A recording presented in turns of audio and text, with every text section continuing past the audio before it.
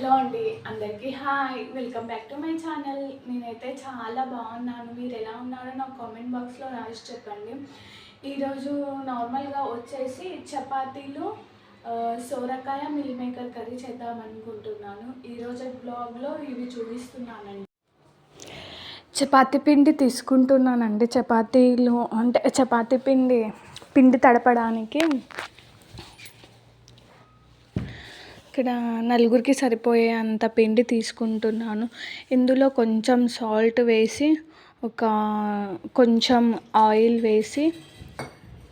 వేస్తే చపాతీలు సాఫ్ట్గా వస్తాయి అనేసి నేను ఆయిల్ వేస్తాను. ఇంకా వాటర్ పోసి పిండి మొత్తాన్ని కలుపుతున్నాను.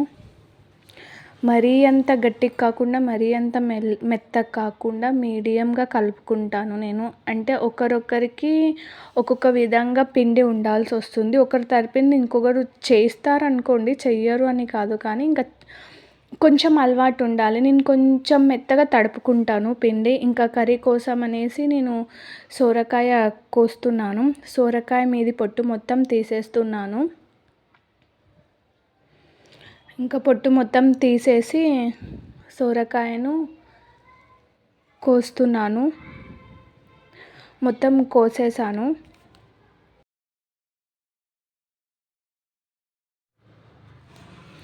కర్రీలోకి పచ్చికారం వేద్దాం అనుకుంటున్నాను. అందులోనే పచ్చిమిర్చి, వెల్లిపాయ, అల్లం వేసేసి మిక్సీకి పట్టేసి పక్కన పెట్టేశాను.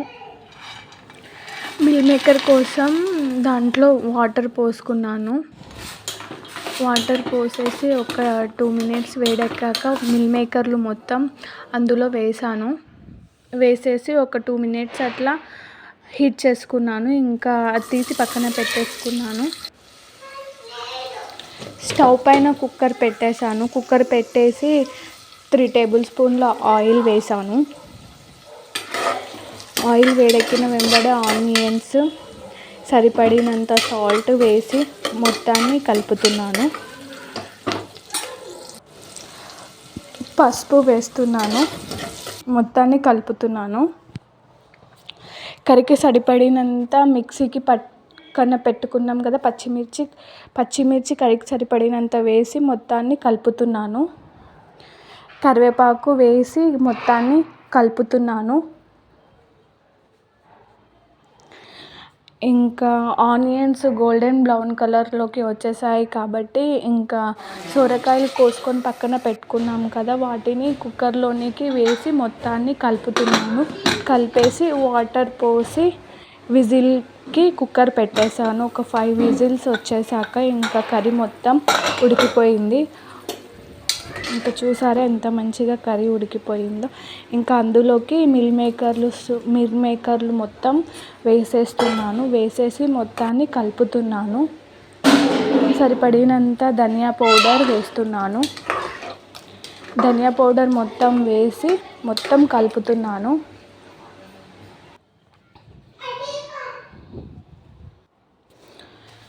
ఇంకా ఆల్మోస్ట్ కర్రీ మొత్తం అయిపోయిందండి. ఎంత సాఫ్ట్గా ఎంత బాగా వచ్చిందో చూడండి. కర్రీ చపాతీలోకి చాలా బాగుంటుందండి కర్రీ.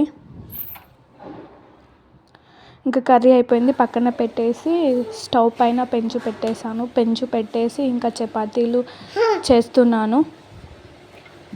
నాకు మరీ అంత పర్ఫెక్ట్గా ఏం చపాతీలు రావండి. చేస్తాను ఒక విధంగా. మరీ రౌండ్ షేప్తోన అలా అనేసి చపాతీలు ఏం రావు. ఓకే, చేస్తాను. అలానే రావు అని కూడా చెప్పలేను. మీడియంగా చపాతీలు చేస్తాను. ఇంకా నాకు రొట్టెలు వస్తాయండి. రొట్టెలు బాగానే చేస్తాను. ఇంకా చపాతీ పెంచు పైన వేసి చపాతీని సాఫ్ట్గా కాల్చుతున్నాను.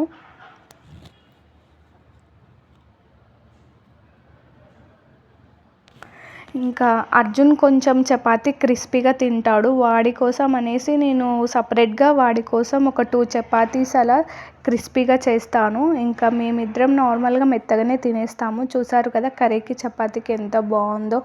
ట్రై చేయండి ఫ్రెండ్స్. కర్రీ అయితే చాలా బాగా వచ్చింది. చపాతీకి అయితే చాలా బాగుంది.